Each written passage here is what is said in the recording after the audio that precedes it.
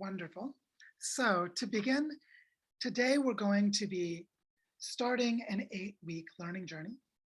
The title of this learning journey is Living into the Design Pathway. And for those of you who don't know, that name comes from the title of a book that I wrote called The Design Pathway for Regenerating Earth. And Claire, who just went out of her camera mode, just showed us a beautiful piece of her fabric art.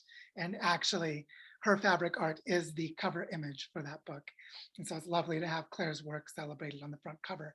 But the idea behind the design, oh, and Pamela's holding it up. Thank you, Pamela. Is the idea for the design pathway for regenerating Earth is for us to figure out what it means to live into a way of safeguarding humanity's future, of avoiding human extinction, of creating planetary sustainability, of creating systemic health for our ecosystems so that humans can have systemic health embedded within them. And as we're going to see today in the webinar, we're in jeopardy. There's actually a very real possibility that we won't succeed at doing this. And it's going to take a lot of cooperation to be able to live into the design pathway for regenerating Earth. And so we'll spend a lot of time in the next 2 months exploring how to form deeper relationships into ourselves, our personal and our cultural histories, the history of us as a species, as Homo sapiens, at this unique time in history. And we'll also explore a lot about how to be in relationships, how to collaborate, how to form effective teams, how to work together, how to learn together. And of course, we'll look at things like how do we restore the health of ecosystems? What does it mean to restore watersheds? Why is biodiversity so important? Why is cultural biodiversity so important in our globalized, commodified consumer market societies? And a bunch of things related to the predicament that we're in at the moment. And the way that these learning journeys will work is that we'll have a webinar on Saturdays, which will be recorded and then shared. So if you can't make it live, you can attend later. And then we'll have 3 community calls, 1 on Sunday and 2 on Monday, all in the North American time zones, for those of you who are on the other side of the planet. It might be Monday morning and Tuesday morning for those in Australia, for example. But you'll see that I'll share that schedule with us in the webinar today. And I also shared it in a post that I put into the course section of this course on Earth Regenerators earlier today. And one thing I want to emphasize is it's going to be really important to recognize that this is not about someone like me knowing all the answers. It's really about people like us finding each other to create the kinds of social supports we'll need to navigate difficult, complex changes that we can't make on our own. And so we're going to be exploring what that means further as we go. But I want to say this because the way that we'll have the session today is I'm going to give a webinar, or I'm sorry, a presentation for maybe about a half an hour. And then we'll have some time for discussion afterwards. And then really the action of this learning journey will begin in the first community call that's at 6 p.m. Central Time US tomorrow. And then you'll start to see that the interactions among us is where the real richness of these learning journeys happens. And so for anyone that thinks that this guy Joe is some smart guy who knows all the answers, we will very quickly dispel that mythology. The real wisdom is in our collective abilities to draw from our extensive, diverse experiences with personal trauma and struggle, with insight and learning, with personal growth and collaboration, and various other things that enable us to imagine what it means to live into the regeneration of the Earth. And so with that said, I would love to go into presenter mode and share a presentation that I prepared for us today. And then we can have some discussion afterwards. So before I do though, are there any questions? Seems like we're probably good to go, yeah? So you can use the reaction button at the bottom of the screen to raise your hand if you have any questions. I won't see you while I'm in presentation mode, but in general, that would be a way to manage the number of us that are on these calls. Gail, you have your hand raised. I just want to mention that Janet put a question in the chat. Will the meeting ID and the passcode remain the same for all 8 meetings? Yes, for the webinars, we'll use the same Zoom link every week that's repeating. And also for all of the community calls, they will all be the same link. Community call A, B, and C for all 8 weeks are all the same link. And so we've tried to make this as easy as possible. So the community call links are not the same as the webinar links, but all of the webinars have one link and all of the community calls have one link.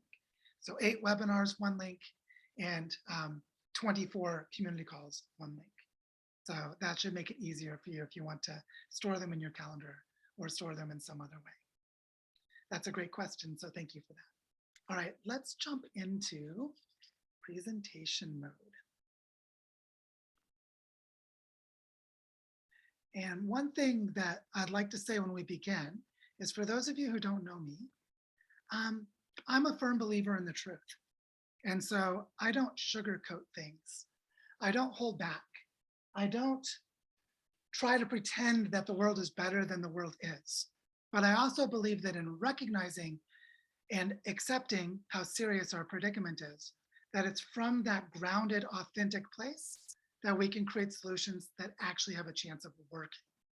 And so for me, I care much more about authenticity and efficacy than I do about kindness, even though I care a lot about kindness. I think kindness is actually something that increases efficacy. But I just want to say that some people will try to pretend the world is in a better condition than it is because they're still in denial. And others will pretend the world is better than it is because they don't want to make other people uncomfortable. I don't fall into either of those approaches, as you will see in our presentation today. And so I want you to notice the visual metaphor presented in the way that the title is presented here. Where living into is biggest and at top. The design pathway is the middle, smaller, angling down, lowering us toward groundedness in the earth for regenerating the earth at the bottom.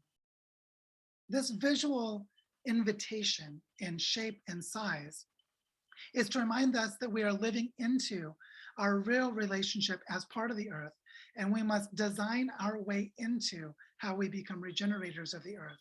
And at some point, we need to touch the ground. At some point, we need to get out of our heads and into our hands. And we'll get there by the end of this learning journey for sure. And we will touch some of the ground today with some things that are really happening. But I want to just emphasize that the living into is the key.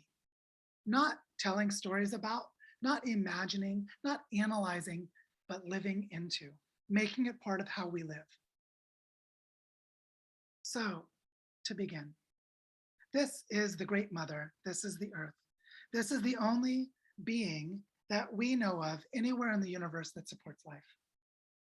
There may be life on other planets, but we haven't found it yet. This planet is 4.56 billion years old. There has been life on this planet continuously for 3.6 to 3.8 billion years.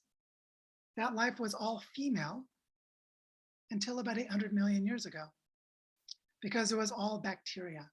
It was all mother and daughter cells. And somewhere around 800 million years ago, when we started forming multicellular organisms, somewhere in there, sexual reproduction emerged, male and female arose within animals and plants, much more complex with plants than animals. And eventually, animals with social behavior arose. Among those are ants that organize themselves into colonies, bees that form into hives, slime molds that are actually single-celled organisms that are able to collaborate to achieve incredible cooperative outcomes. And then eventually mammals, and eventually primates, and eventually a collection of humans, all of which went extinct except for Homo sapiens sapiens. Homo habilis went extinct, Homo neanderthalis went extinct, Australopithecus boisei went extinct. All of our human-related ancestors are extinct except for our species. And our species right now, through the incredible power of cultural evolution, is driving the 6th mass extinction of the planet and placing many, many species in jeopardy of extinction, including ourselves.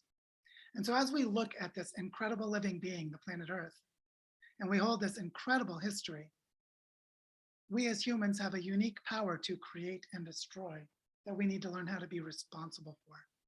And what we're going to be exploring is, what is this human story what is this Mother Earth story? And what is this universe story? For those of you who know the epic story of Brian Swimme or Dwayne Elgin or some of these lovely elders who have shaped the story in the past, Joanna Macy has as well, to say that as we live into the design pathway for regenerating Earth, we become conscious participants of the Earth in service to life on Earth. And so we need to figure out what is our place in this vast, complex, swirling cloud of water and rock. Speaking of water and rock, that's my daughter, Elise. In this picture, she's 4.5 years old. This picture was taken about a year ago. That river is Rio Chicamocha, a river that has carved one of the largest canyon systems on Earth, the Chicamocha Canyon, which is in the northern Andes of Colombia. This river is heavily polluted. There's no life in it. You can't go fishing and collect any fish. It's filled with erosion. This is one of the great dead rivers of South America. What's happening in this picture is I'm touching the polluted water and teaching my daughter how to offer pagamentos, which is the Spanish word for gifts of gratitude from many indigenous practices in South America, how to treat this river as sacred, offer our blessings to the river, and ask how we can help restore the river's health. So when I talk about living into a regenerative lifestyle, I'll be speaking from my personal experiences and my struggles as a father with a small child, knowing what you're about to see, knowing what I know about the state of the world. And I want you to know that the mother of my child and I had this child with eyes wide open, knowing what's happening to the state of the world, knowing that humans are at risk of extinction. And so my effort to live into Earth regeneration is so grounded and so serious that it's literally in the body of my child. I've placed my bets on the future of humanity by bringing a child into the world. And so I just wanted to name this to tell you that I don't speak from an academic place, from an idle, armchair quarterback kind of a place. I'm in it. I've got skin in the game, and that skin is wrapped around the body of this child.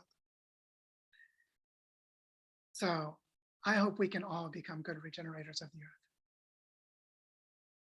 And this is where we live in Barichara, Colombia, a place where we are helping to create a bioregional prototype.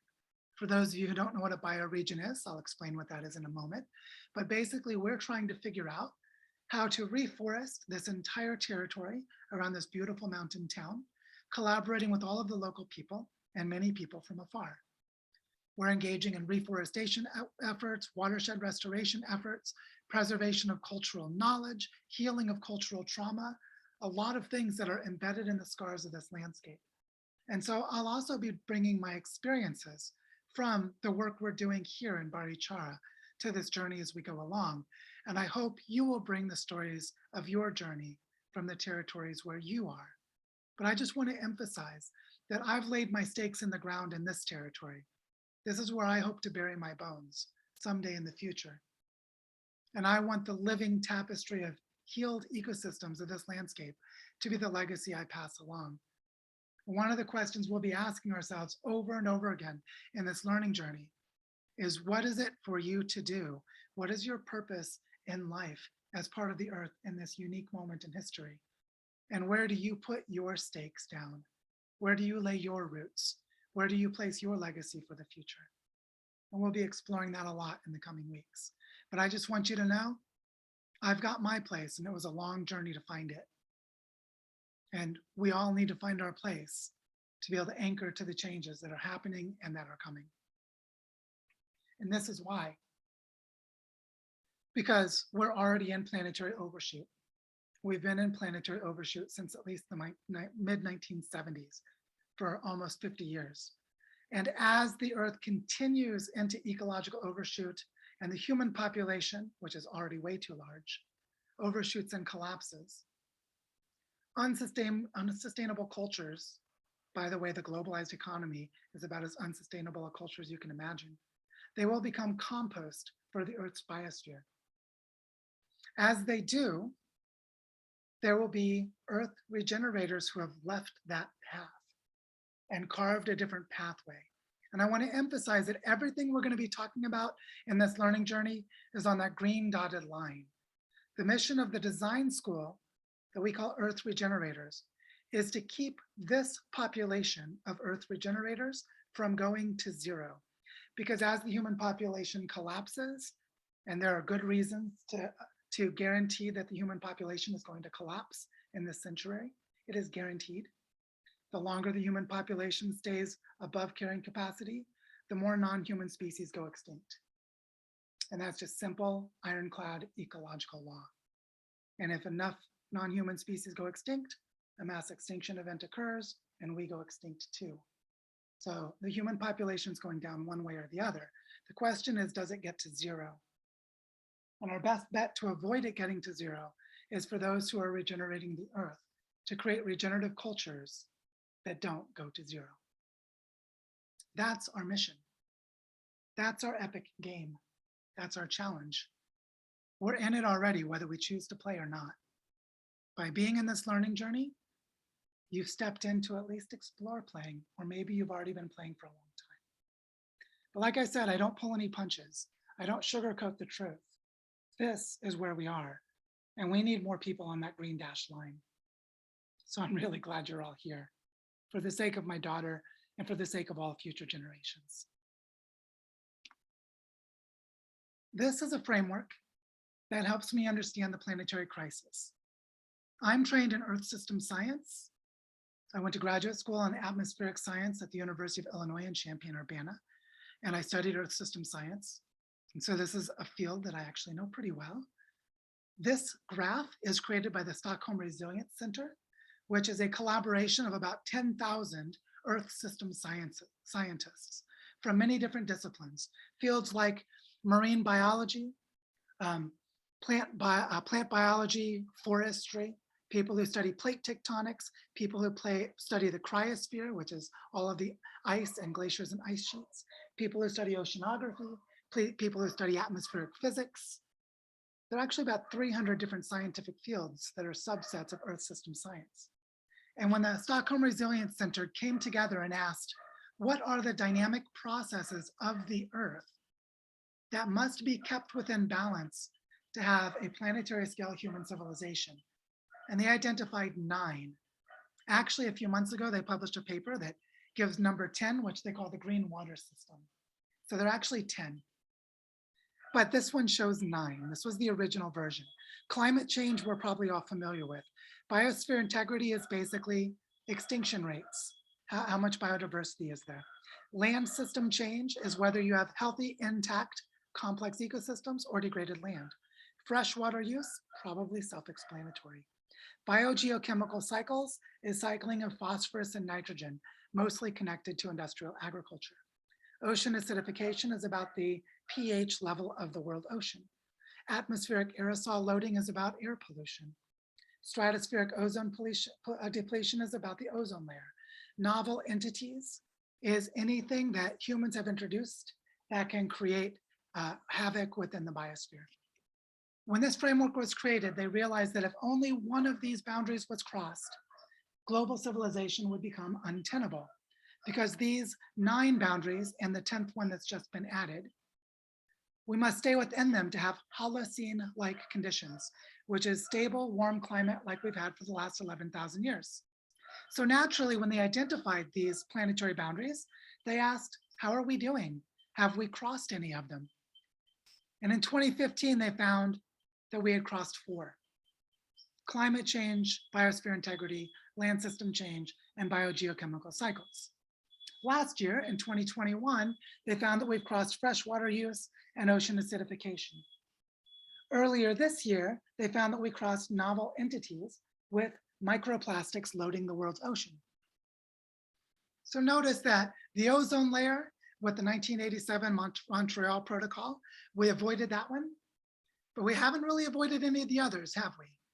And by the way, the green water cycle, they found that as soon as they're finished with their assessment, we've definitely crossed it as well, which means we've crossed 8 of 10 planetary boundaries. And if we cross even one, global civilization is not going to happen for very much longer. This is just facts about the world. This is not future climate change. This is not future risk. We've crossed these now. Many of them were crossed decades ago. And so just telling you how big and complex this situation is. This is where we are in the world today. And by the way, the Amazon basin, the world's second largest forest, the boreal forests of the Arctic Circle are actually the largest, but this is the longest running. The Amazon rainforest has continually existed for 40 million years. Can you imagine 40 million years?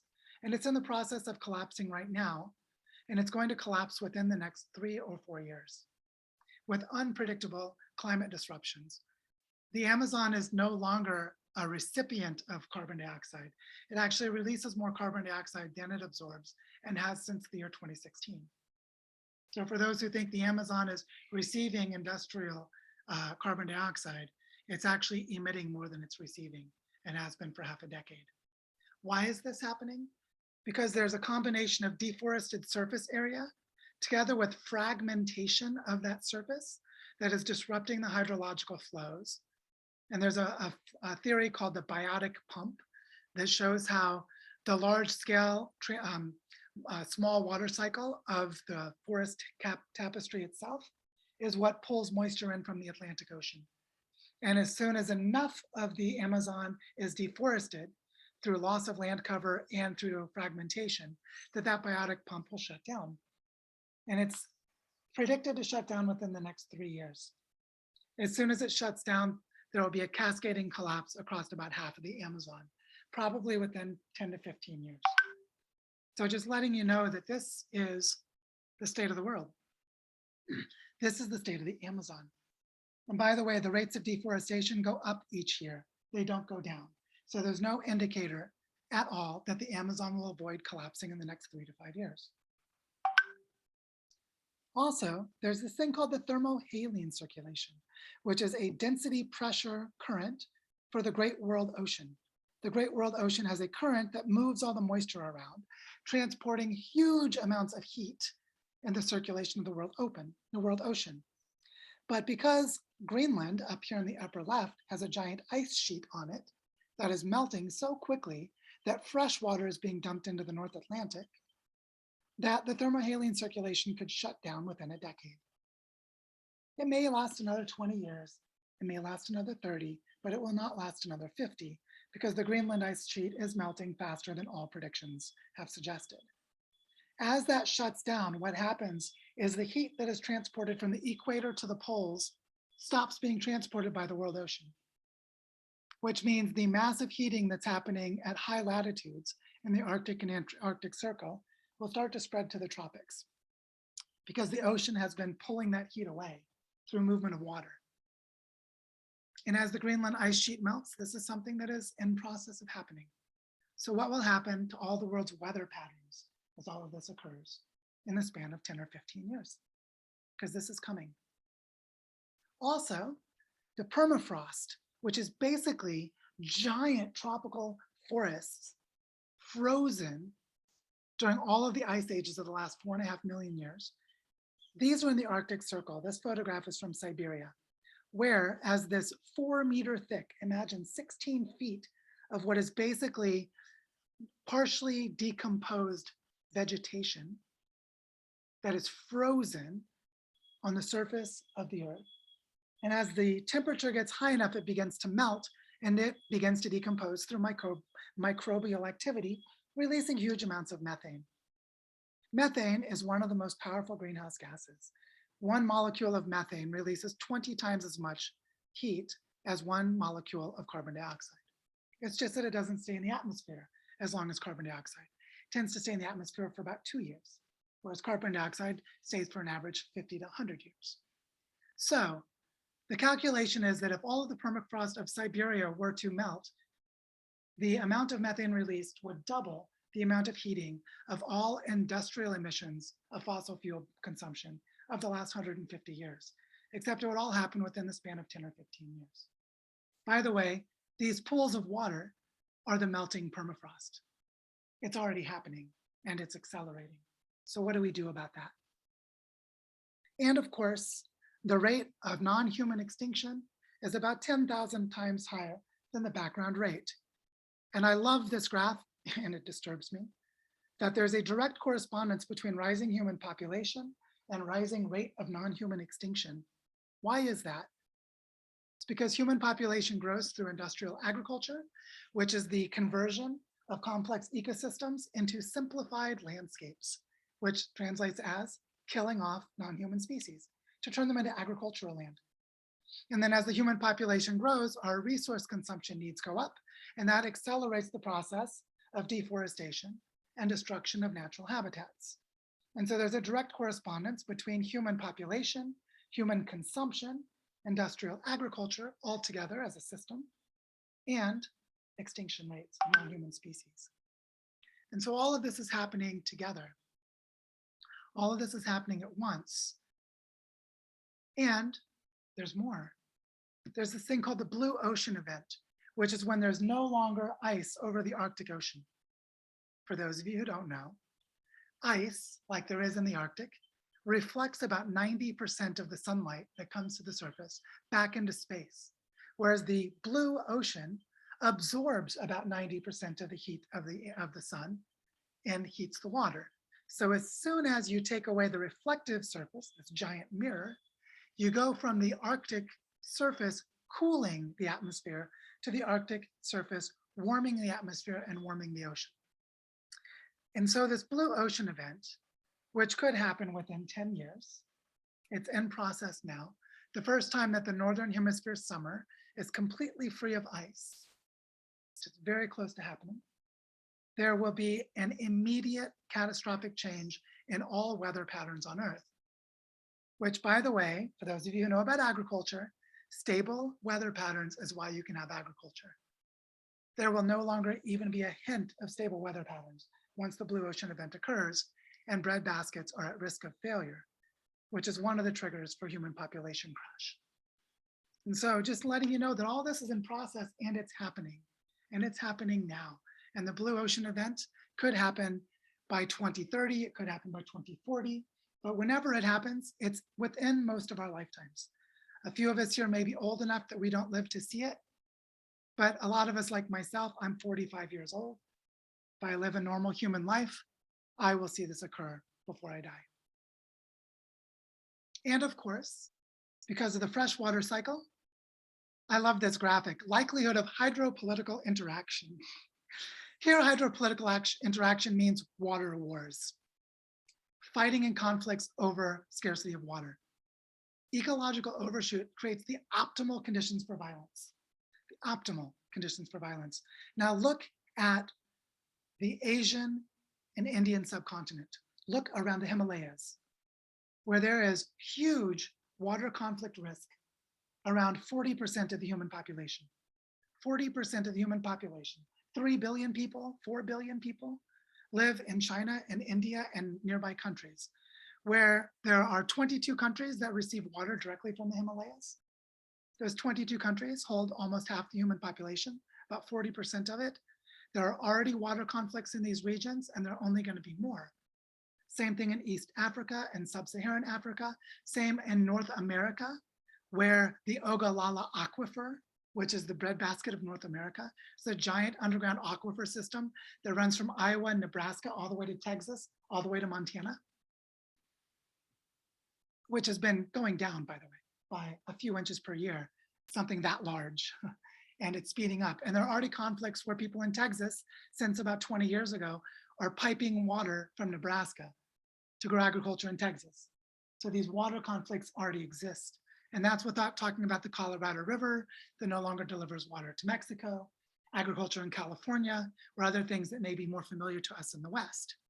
This is a global phenomenon. And these water wars or these resource wars have already been happening for decades. Every genocide of the last 50 years, every famine of the last 50 years is connected to drought, collapse of food supply, and regional conflicts. And that's accelerating, and it's only going to accelerate more. So as we talk about becoming regenerators of the earth, we have to work within this polarized and intensifying context, because this is reality. So take a breath. This is a lot to take in. the life of an Earth regenerator is to continue loving even as many places that we love get destroyed. Some of them have already been destroyed. Some of them, it's coming. Where I live in Barichara, it's 95 to 98% deforested already. I arrived here post-ecological collapse to begin regenerating this landscape. This place, this beautiful place where I live now, was already destroyed before I arrived. So we're gonna have to build up this capacity to continue loving, to keep feeling, as all of this continues playing out. Now, this is why I said I care more about the truth than kindness. Because if we can't operate from these basic facts about the world, we cannot regenerate the earth in a way that's likely to succeed. This is so complex, so intense, so unprecedented in human history that our very best chance is to operate based on what is real, to operate based on how the world already is, so that we can make changes from where the world is to bring it to where it needs to be. And that brings us to this. I call this the global map of regenerative potential. Funny thing is, it's actually a map of degraded land. It's a map that shows between 3 and 4 billion hectares, about 35% of the land area of the planet, has already been degraded by human activities. But do you know what a degraded landscape is? It's an opportunity for restoration. It's an opportunity for reclamation. It's an opportunity for reconciliation, and it's an opportunity for regeneration. So if you live in any of these degraded pieces of land on this map, you have work to do in your own backyard. So what's beautiful about this is we're in a moment where the earth needs us so much that there is no shortage of purpose and meaningful life. We have such an opportunity to live meaningfully from here forward by stepping into these degraded landscapes and becoming healers of soils, of waters, of cultural traumas, of our own aching hearts, and of the planet. How did this happen? This is the brief version, is that we are in the midst of runaway cultural evolution, where human culture created a capacity to accumulate on itself and accelerate so that it outpaced the health and well-being of the ecosystems that we depend upon for our survival, so that cultural evolution could drive us into overshoot and collapse. And in the last 500 years, this cultural evolution gave rise to a globalized system of wealth extraction that converted all value on the planet into money and power for the winners of the wealth extraction game. This happened through empires, civilizations, and trade networks, and it was heavily intensified by fossil fuels. So as we sit into how do we become regenerators of the earth, one of our challenges is how to leave this extractive system, how to walk away from it, how to decolonize ourselves, how to re-indigenize ourselves, how to become part of living landscapes and to help them heal as this globalized system dies, as we hospice and compost this globalized system, which, by the way, all signs indicate the globalized system is already dying. Just as an example of a subset of it, the United States empire has been in decline since 1980, 42 years. The United States has been in collapse for 42 years because empire collapse lasts decades. Civilization collapse can last centuries. The Roman Empire took 300 years to collapse. It happened in waves. This globalized system is already collapsing. All indicators, especially ecological indicators, show this to be the case. So we need to hospice, give love and care, appreciate and honor what is beautiful in this globalized system. For example, I'm trained as a scientist. And I absolutely love what science has enabled me to learn about how the world works. So there are beautiful things that have happened in this destructive system. We need to honor and love those things. But also, just like what I did with my mother, and some of you may have done with loved ones, we have to hospice. We have to take what we love and let it go. Release it when it is its time to die, and don't extend the suffering unnecessarily. Honor and respect the dying process, because it is the dying process that gives life to new life. That's what composting is. Composting is the recycling of nutrients from a decaying body to create life for a new living body. That's what compost is.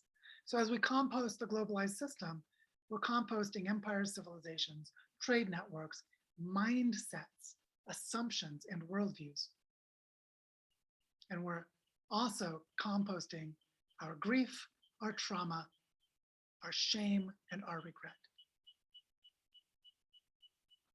So this is my conceptual diagram. We are living into a sustainability bottleneck, where right now there are a lot of extractive cultures and some regenerative cultures. Here, regenerative cultures might be indigenous communities, they might be eco-villages and permaculture camps, they might be agroforestry projects, they might be community gardens. But right now there's a mixture of extractive cultures and regenerative cultures. And as the human population crashes, we need to be sure that all extractive cultures are composted and only regenerative cultures remain, so that humans can live regeneratively on the earth afterwards. That's what it means to live into the design pathway for regenerating Earth, is to create or join a regenerative culture. How does that work? How can we do this? We need to create bioregional or territorial scale economic projects that can operate as arterial networks across entire continents. Here's the continent of South America, which has two major organizing principles: the structure of the Andes that runs north to south along the western border, and the great drainage of the Amazon basin with its several hundred rivers. What's amazing is if we look into this landscape, and within each canyon system, each rivershed, each watershed, we start to see that each of those watersheds could be a place to prototype a regenerative culture. And then we can organize them across the Andes, and we can organize them across the sub-basins or the sub-drainages of the Amazon River. For those of you who read my book, I actually have a chapter about what would it mean to regenerate the entire Amazon after it's collapsed, where we explore the scenario of what this image shows. Is it even possible? Can it be done? Has it ever happened before? No, it's never happened before. Like I said, the Amazon has existed for 40 million years and it's collapsing now. This has never happened before. Can we regenerate it and bring it back to life after it's collapsed? That's a question for the people of South America. The people of South America will answer that question in the next 200 years. And so this is how we can organize ourselves around regional and local projects to coordinate up to continental and planetary scales. We can do this on every continent on Earth. Here are three important continents: North America, South America, and Africa, just to show you the idea. Each continent is organized into river drainages and mountain ranges and coastal estuaries and island systems, like you see in the Caribbean. We can organize around these natural ecological patterns. We can organize human cultures around them, which, by the way, is what indigenous people have always done. So we can learn a lot from indigenous cultures about how to do this. We're not starting from scratch, but we are doing this in the midst of planetary collapse. So the idea is to organize ourselves around landscapes within the places where we live and coordinate across entire continents and across the entire planet.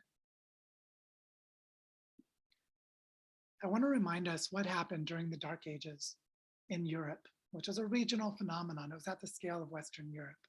But during the Dark Ages, there were monasteries that became wisdom holders, places where scrolls that carried the writings of Aristotle and Plato, scrolls that held the Arabic mathematical and medical discoveries, places from which science was born when Western philosophers from places like England, France, Germany, Denmark, and Holland, and Italy started to learn from some of these techniques and some of these knowledges from before, as they discovered the Arabic numerals, as they learned Latin, as they exchanged information, and they birthed the scientific revolution, which gave rise to the industrial age, that the wisdom holders were the monasteries, these little island cultures of protection with violence and conflict outside their walls. That worked regionally in Europe for a few hundred years, but that's not going to work for us now. Now someone can fly a drone over and drop biochemical weapons on your head, so you can't have a castle like this. So we have to do it this way. The wisdom holders of today are regenerative economies organized at the territorial scale. This is where I live in Barichara, Colombia, where there are people replanting forest to help cloud formation to bring fog and dew to the water. There are solidarity networks of fincas or local agroforestry farms. There are water retention projects on nature reserves on private land. There's forest schools for children. There are community reforestation projects and a lot more. And what's amazing is as we start to organize these projects into networks at the territorial scale, wisdom is held in the embodied practices and the shared learnings of these landscapes, organized by the human beings who live within them. So one of our challenges in learning to live into Earth regeneration is to become wisdom holders at the scale of landscapes, at the scale of rivers and plateaus and mountains and canyons and so forth. This is a quote from Masanobu Fukuoka, who is a Japanese farmer who created the natural farming technique. And it really tells us how this works. He says, "It was in an American desert that I suddenly realized that rain does not fall from the heavens." Think about it. How could the rain come from the sky? The rain comes from the water on the earth. It comes from the ground. Desert formation is not due to the absence of rain. If you notice, if you're in the desert, when it rains, it all runs off with erosion really quickly. See, the rain ceases to fall because the vegetation has disappeared. Building a dam in the middle of the desert is like trying to treat only one symptom, but the only way to increase rainfall is to learn how to regenerate old forests. And that's because forests have their own hydrological cycles, what is called evapotranspiration, which is a combination of evaporation of moisture off the leaf surfaces of plants and transpiration, which is the natural breathing process that creates photosynthesis. And as a plant is producing its own body through photosynthesis, it's releasing water into the air through its leaves. And as it does this, that water becomes available to be absorbed by neighboring leaves. And microclimates of moisture arise around the vegetation of the land surface. So if you bring back forest, you bring back rain and you end the desert. But it's done by how we change the surface of the land. By the way, this works. As John Liu in his Green Gold documentary has famously shown, the Los Plateau in China, which looked like this eroded landscape on the left, after 5,000 years of civilization and agriculture, from 1984 to 2012, that's less than 20 years. No, that's 20, what is that? That's almost 30 years. 28 years. They changed the landscape on the left to the landscape on the right. They did it through strategic work in water retention, soil building, agroforestry, organic gardening, you see, landscape management, human relationship to land. And they brought the desert back into a green paradise. So this has been demonstrated. And by the way, the scale of the Los Plateau project was more than 100,000 hectares, more than 200,000 acres, a very large piece of land, a territorial scale project. And they did it in less than 30 years. So this is doable. It's been done. We need to do it too in other places. So if this can really be done, who needs to do it? Should we ask our political leaders of our failed nation states? Should we ask our corporate leaders of our failed extraction system?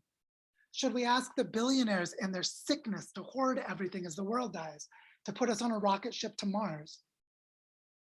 Should we upload our brains to silicate and pretend humans don't exist until all of the world dies?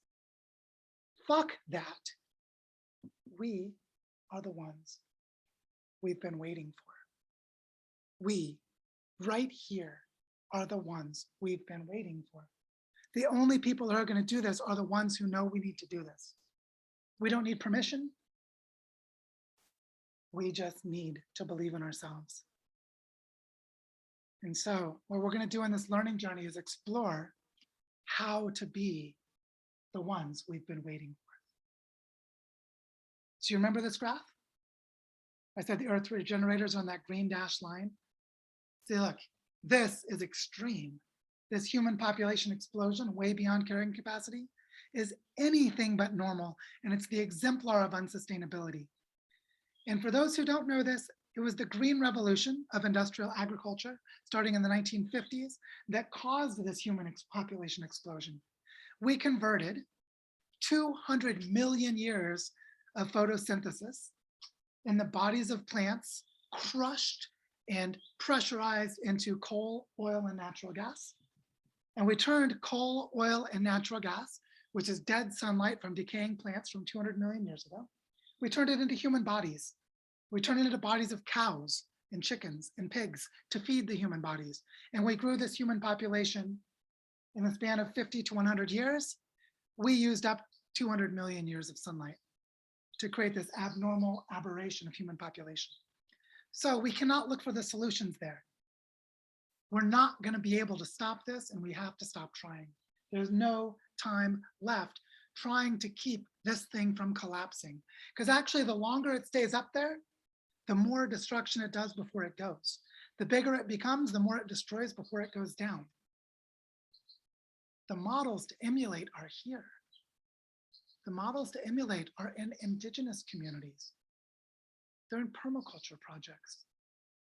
They're in seed banks. They're in alternative children's schools. They're in the alternative cultures that are tiny and in the margins and are surviving the onslaught of that globalized system. And that's where we have to look to. So earlier I talked about bioregions, and I just want to briefly explain what a bioregion is. A bioregion is a biological region, or said another way, it's the entire context in which a life system can function for a biological population. I like to give the example of starfish, like these beautiful tide pools here on the coast of Oregon, where this photo was taken. That the tide pools are a place that exists between where the tides go up and the tides go down. It's a span of about 100 meters or 300 feet of coastal boundary. Whereas the water goes up and the water goes down, these volcanic rocks hold little pools of water. The entire life cycle, the entire life system of these starfish exists within the intertidal zone. So the bioregion of the starfish is the tide pool and the intertidal zone. What you can see is that there is a behavior of the animal and there's an ecological context. And the bioregion is defined where those two come together. What we need to do is create human bioregions on landscapes across the planet, and then create a network of them across the planet. So we have to have each place learn its own cultural patterns of health and well-being for ecological health and well-being, so that our cultures support ecological thriving. And we need to be regenerative in this way within our landscapes at a scale appropriate to those human cultures. And then we need to actively create relationships from place to place to be able to do this. This bioregionalism movement was really popularized by several great thinkers. One of them was Peter Berg, who passed away in 2010. Just before he died, in an interview he gave, he said this: "You can't really change what you do until you change your idea of who you are. And your idea of who you are should stem from the place where you are." So he lived in San Francisco. You can see he's standing here in front of the Golden Gate Bridge. When people asked him where he was from, he started answering with his tectonic plate. I am a human of this tectonic plate, which is part of the Sacramento River Basin, which drops into the Bay Area coastal estuary, which gives rise to the Bay Area Peninsula, wherein is placed the city of San Francisco. And he called himself a planetarian because he embedded himself in a planetary context to define his home. San Francisco's home was within the tectonic plates, the hydrological cycles, the river systems, the soil types, and the coastal patterns of the land that defined where he lived. So to ask this question, who are you, is to ask partly, where are you? And what does that place tell you about who you can or cannot be? We'll explore this a lot further throughout the rest of this learning journey, but I just want you to begin to feel how personal this is, how deep this is, how intimate this is. Because you see, to be able to create these bioregional patterns, we have to connect ecological boundaries with cultural identities, the way that Peter Berg did, which means we need to have a coherent story of place. Every living being has a story of place. That starfish knows its place. It's a tidal pool in the intertidal zone. Peter Berg knew his place. It was the tectonic plate that held the Sacramento River draining into the Bay Area in San Francisco. Do you know your place? Do you know your story of place? What is the ecological boundary of your place? Where does your water come from? How did people live there before you arrived? What was their cultural identity? And how does it relate to the cultural identity you have today?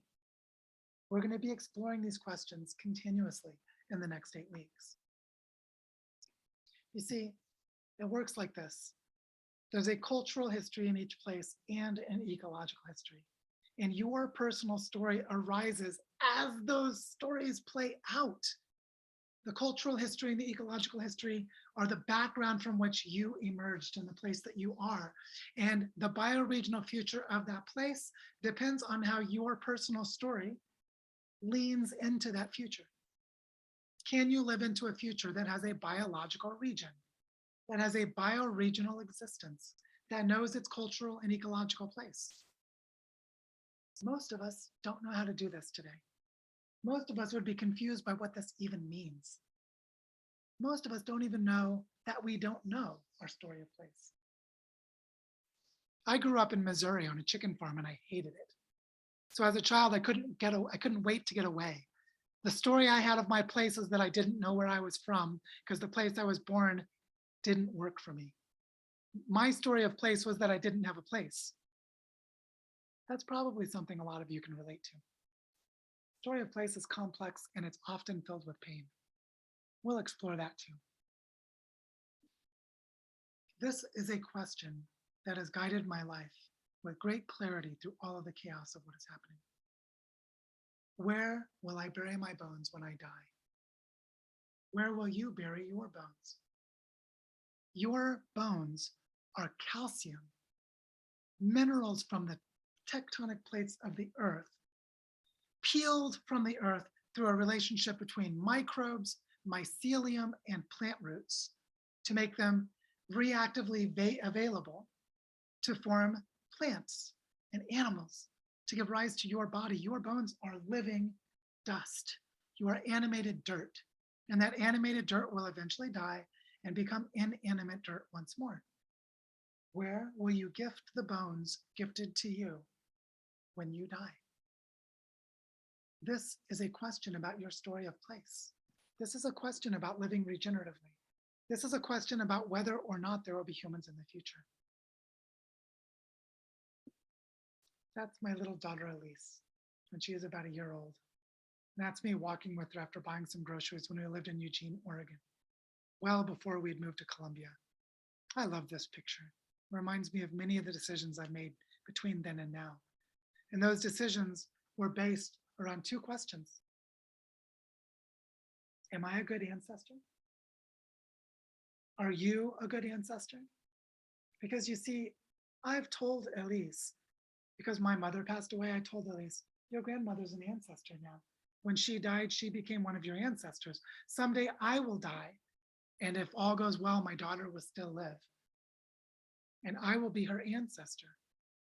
So are you a good parent becomes, are you also a good ancestor? But there's a deeper question, a disturbing question. a question that might whisper itself to us in the shadows of our mind, and I want to say it out loud.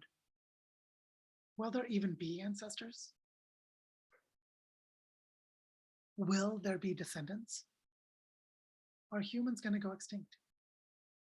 Are we dying off?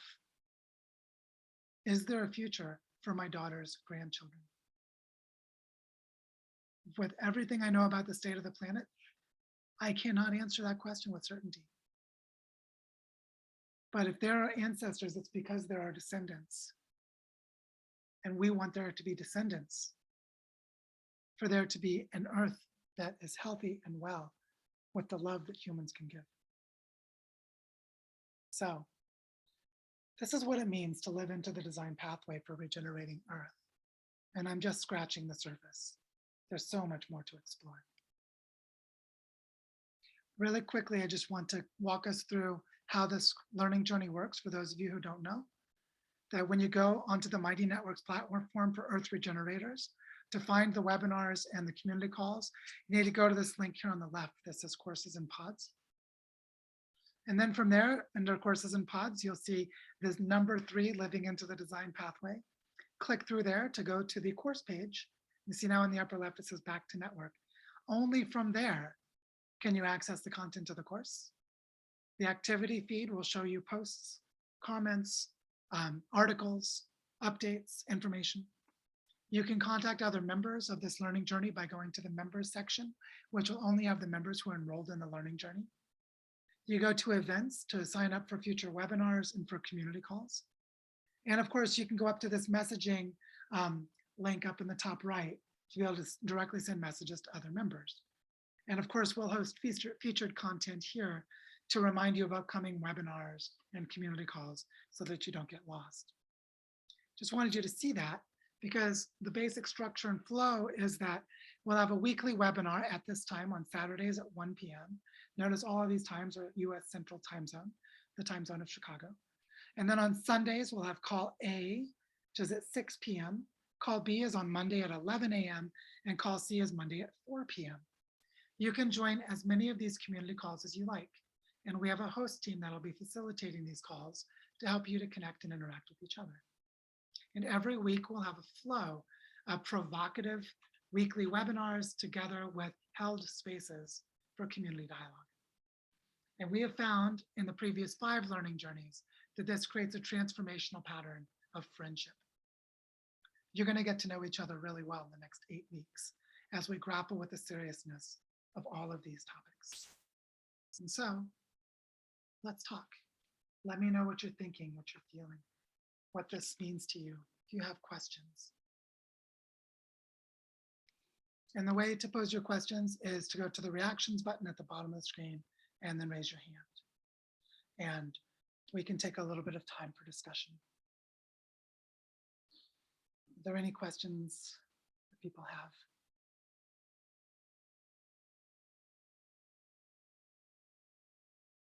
In the meantime, take a little breath.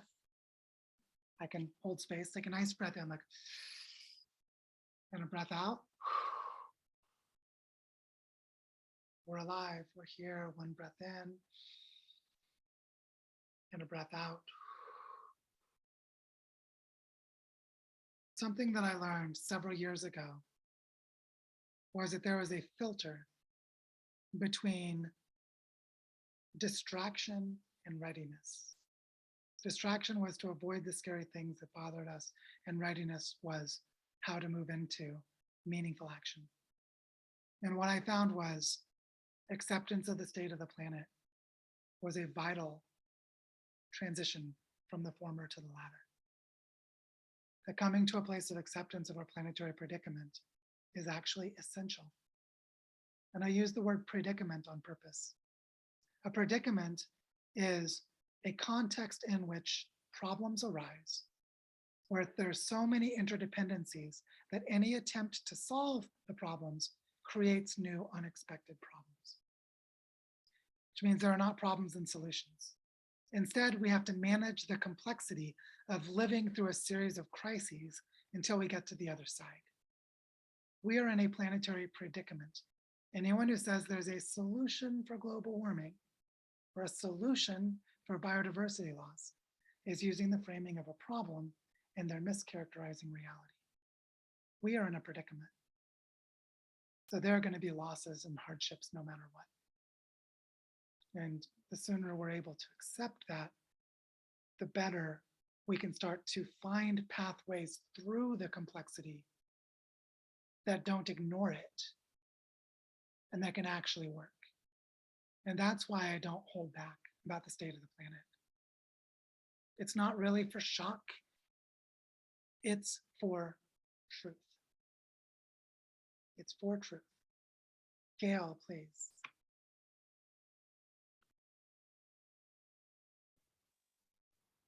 Hello, hello. Joe, would you please highlight for us who is hosting with you on this journey? I'd like to just give them my applause and appreciation. Thanks. Of course. On the host team this time around, we have Mitty, we have Barb. Mitty is raising your hand there. Barbara, who's there. Barbara, if you could raise your hand. We also have Stephen, who is here to my right? And we have Claire and Pamela, who are here operating as backups. They'll be available to help us when needed.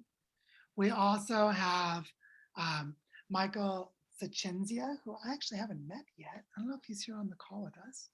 And we have Mila, who I don't think is here at the moment. I think she's great. And then we have a few others who may possibly help. And so one thing that we're going to do is we're going to start to see how the way that people in the Earth Regenerators community work is we create support systems for each other. And so everyone on the host team is volunteering, myself including, because I'm supported on Patreon. And all of the money that comes for these learning journeys goes to buying copies of the books to send them to participants. And by the way, postage has gotten really expensive. And also any surplus money goes into one of our regeneration funds, either the Barichar Regeneration Fund or the Earth Regenerators Fund, to support on the ground regenerative projects. And that means everyone here that's acting in a host role is actually a member of the community who finds so much value in being of service, or they've gotten so much value from being here that they want to give back, that they're stepping in to hold the space as facilitators. And I just wanted to describe that because it's such an important part of how this community and this culture work. We're not an organization. We don't have a business. We don't make any money. You don't get certified by being here. We're trying to create tapestries of social supports between us that can last through the hardships that are coming. And so that's why we prefer to think of ourselves as friends, as Earth Regenerators. And so that's an important thing to share. So I see there's a hand raised for Natalie and Inga. I'm not sure which of you raised your hand, but please. And whoever your other friend is up there, welcome.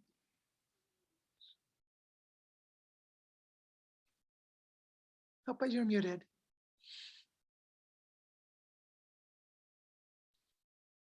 Wait a second. Ah, No. yeah, There you we managed to unmute. Cool.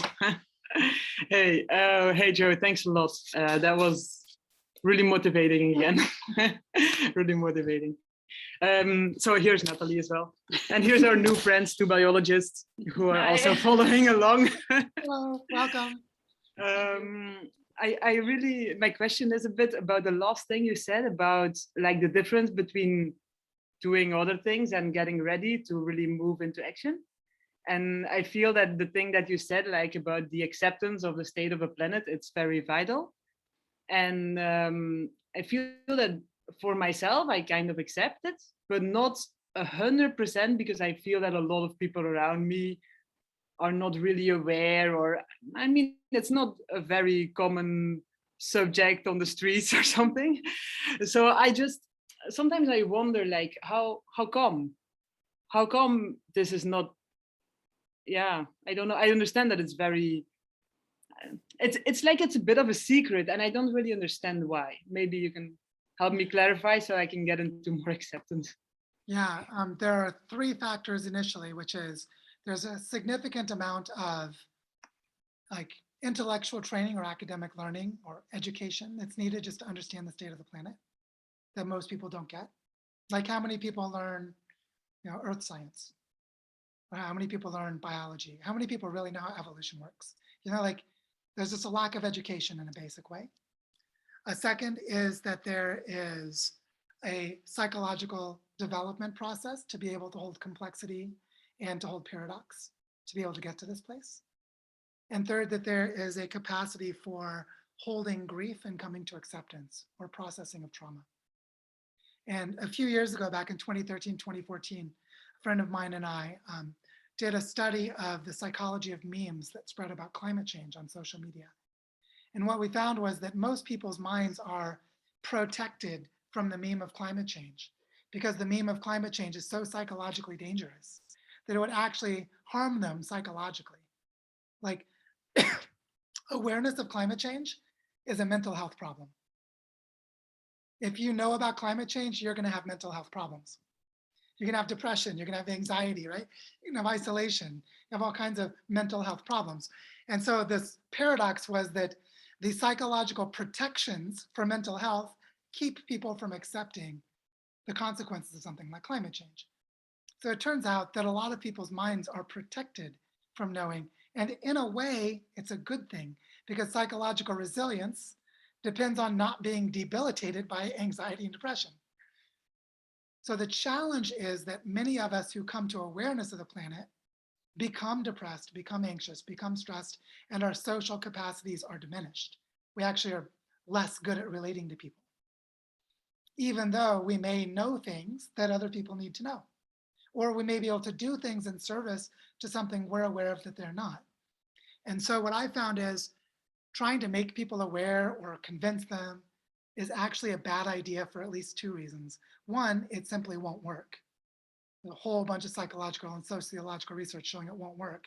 And the other is you're going to create a mental health problem for someone if you convert them. And so this is the paradox. But here's the beauty. What I found from regenerative practice is it's just a better way to live. It's just like so much better.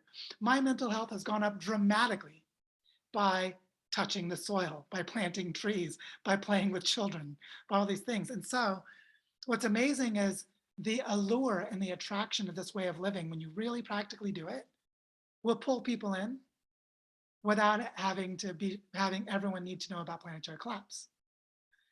And so I don't go into the community here in Columbia and say, the sky is falling, look how fucked we are. I don't do that.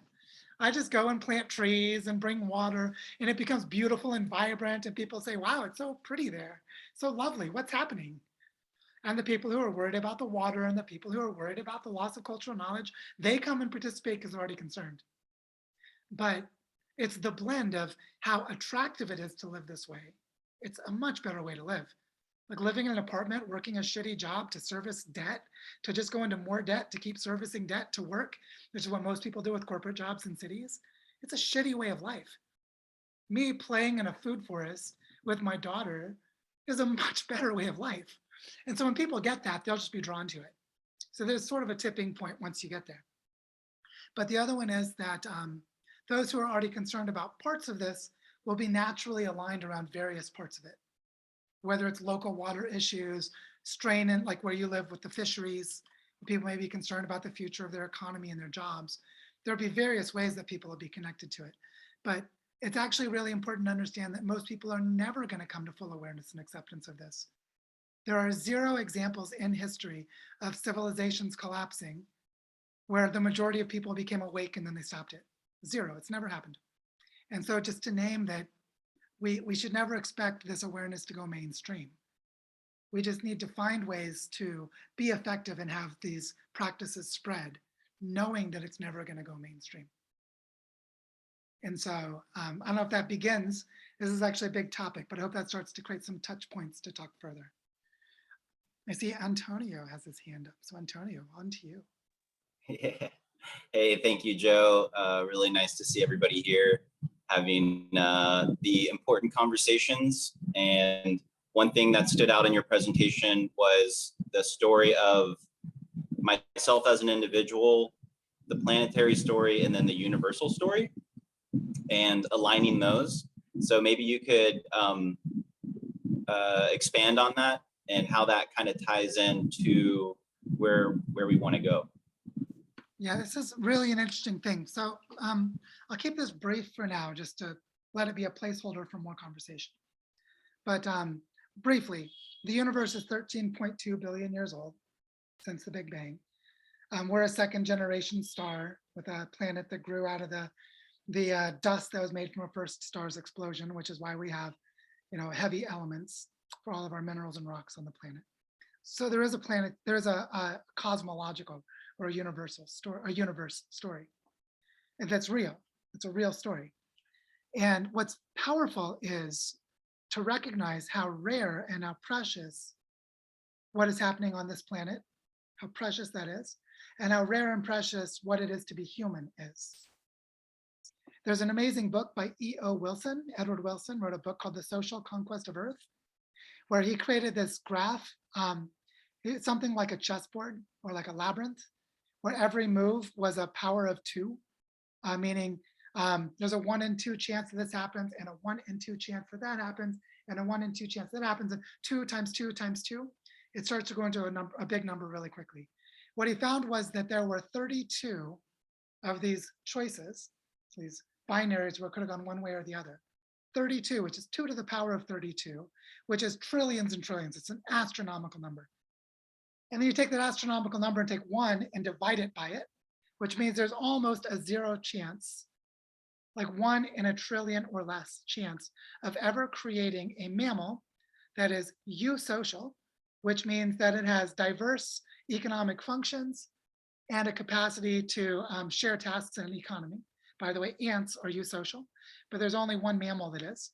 And the difference that's important is mammals have empathy because we have placental birth and because of milking, because basically offspring need to have milk from their mothers and the mothers need to care for the offspring.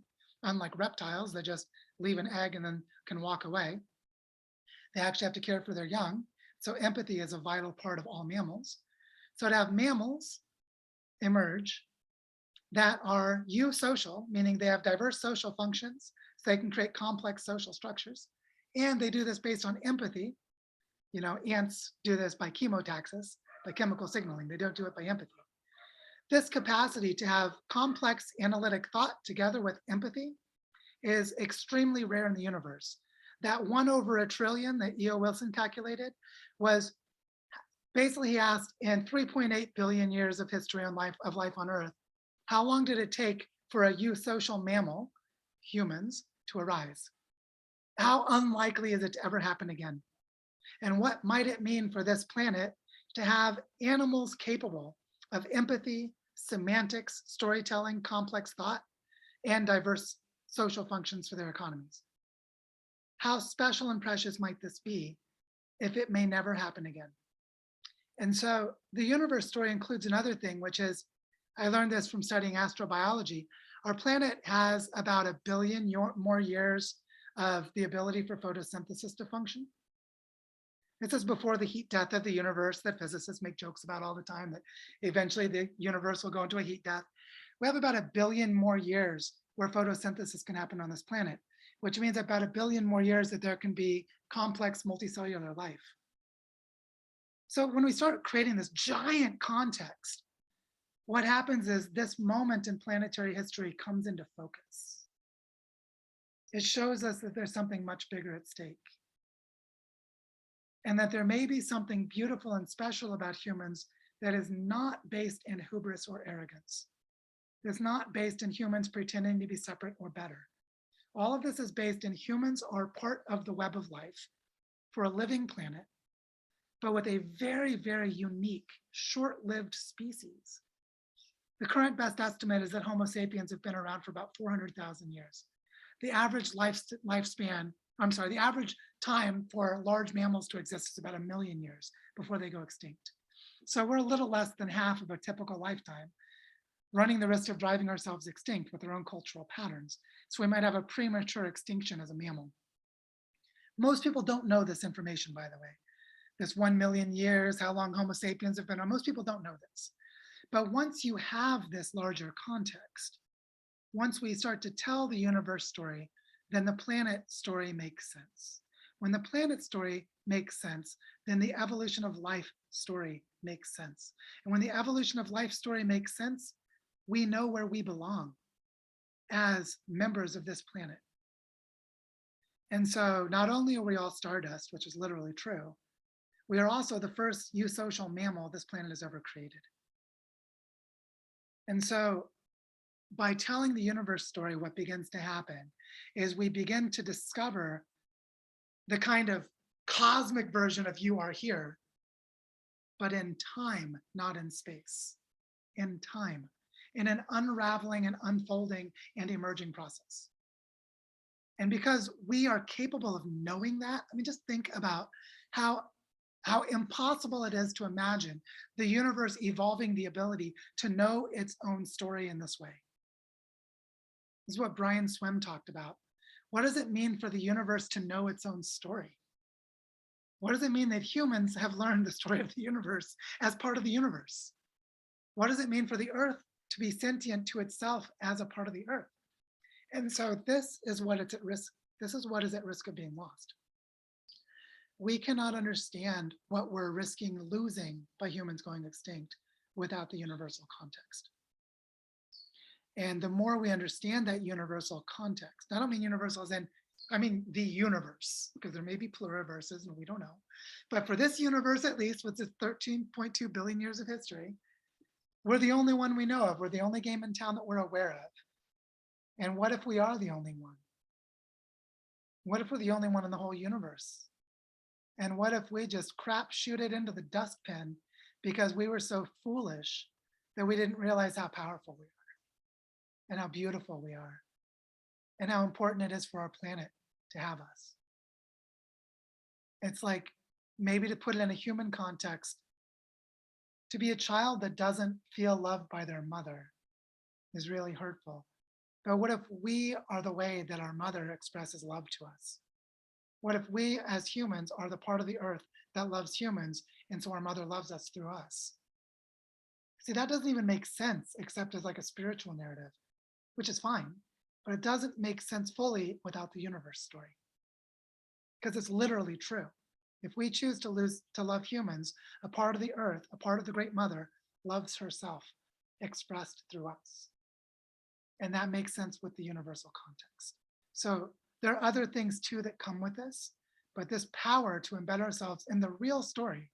By the way, for anyone who wants to explore this further, Michael Dowd's amazing book, Thank God for Evolution, tells this story. And so go and read Thank God for Evolution, and you'll see how he takes all the literal biblical stuff and throws it out the window and replaces it with the universe story, but he doesn't abandon spirituality or mythology or the importance of religious communities. And so you can hold what is best about religions and spirituality and what is best about science with a proper universe story. And so that's the invitation and the possibility in this.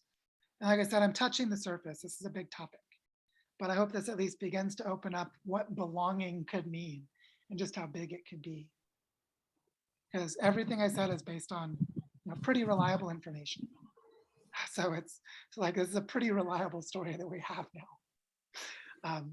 Curious, are there any other questions that people have before we wrap up the chat? Are there any other questions that people have? I see Claire has asked in the chat, can you speak to the loneliness of doing this work when the knowledge of this predicament and living with integrity is so countercultural? Oh my goodness. Claire, thank you for that. So this is a topic. I want to talk to you about the risk of being an earth regenerator. There's a big risk. Some of you may have problems with your love relationships in this.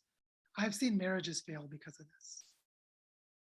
Like, one of the challenges is when we become deeply aware of what's happening to the planet, our reality becomes shifted, and then we think about the world differently than people around us.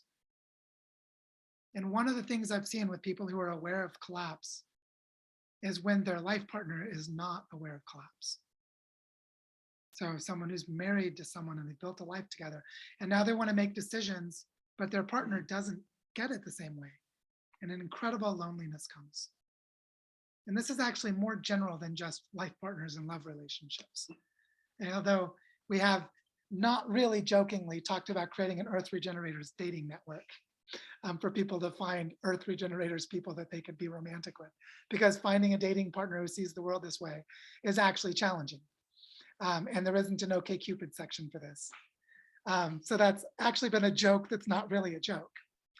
But it's true in general that the more we understand and act from this reality, the more we become estranged to people around us. The more difficult it is for us to relate to people around us. Where you may have something like you go to a party, you're hanging out with friends and they're all talking about the football game.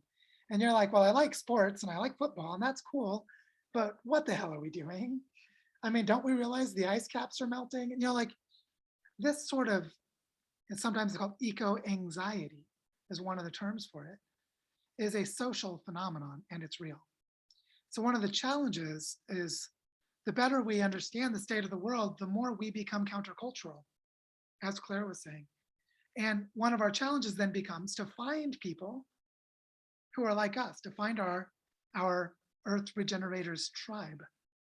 And so one of the things we focus on in Earth Regenerators is social supports, how to connect with each other, how to find the help to not feel isolated and alone anymore, because it's such a chronic thing. And we found it to be very widespread. A lot of people feel what I'm talking about right now. And a lot of people have struggled with it for decades.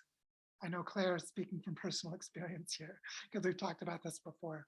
So I just wanted to name that if you've already felt alone, welcome. You don't have to feel alone anymore. Everyone here on the screen is a friend that can help you feel together. And also, if you feel more alone from what is happening to you through this learning journey and your awareness and your perspective, lean in to the people around you in this network who have gone through this themselves and are going through it right now. So what we're going to find is these kinds of peer-to-peer social supports are the real magic, which is why we have 3 community calls. It's not just for time zones. Sometimes people attend all 3 because they just love being around the people that join the learning journey. That's why Pamela's here for yet another learning journey, right? It's like, yeah, you learn something new each time, but it's like, this is a great place to hang out with people to have the conversations that really matter. And so you're going to find that there's something about the community calls that might feel different from some of the other online communities or online courses that you've been in, because what we care about is being real, being together, and helping each other make the changes we each need to make. So imagine you're in a situation where you need to break up with your boyfriend, quit your job and move to a different continent and learn a new language, because you realize that that's actually where you need to go and learn reforestation. What do you do? That sounds crazy to everyone around you, right? Like, these are the kinds of challenges. This is why it's hard for people to change. Because even if you know what you need to do, which most of us don't, we're still confused about a lot of the answers to the questions. Where are the social supports to help us navigate when it looks crazy to everyone around us because they don't understand the reality we're operating from? That's why these social supports are so essential. And that's why we focus on it over and over again. And I think that's really going to become clear as we start the community calls. And for those of you who have been in these learning journeys before or have been around Earth Regenerators for a while, you all know what I'm talking about. We need each other. We need each other more than we know. And so that's just going to remain a strong emphasis in what we're doing here. Joe, I want to insert Yeah. something here. If you're new to Mighty Networks or you've been using it for a while and haven't done this, in your profile, you can put the location where you live, and then there's an opportunity to search for members in your area. So I highly encourage you to do that. That's how I actually met Penny before Penny met Joe, and she lived in the Boulder, Colorado area with me. So it's a really great tool to find people local so you can actually meet in person and not just struggle through the screen, which many of us are screened out after 2 years of COVID. Thank you for that, Stephen. Yeah, that's really important. Yeah, so I'm just going to say this one more time and then I'd love to wrap up. So that we can all like walk away and process and hold all of this. It's so important to find your way through the community calls, because it's so important Like maybe you don't need the social support and you're here for some other reason. Maybe you're here to learn some new knowledge or something like that. And that's great. But you might be exactly who someone else is looking for. You might have exactly the life experience, the personality disposition, the knowledge that someone else needs. So I want to encourage you to come to the community calls to find your way into purpose, meaning, and connection. And what I can promise you is if you earnestly do that, that you're going to make friends, and the friends will last beyond this learning journey. That this learning journey is designed to be 8 weeks long because we've learned in practice that 8 weeks is long enough to create lifetime friendships.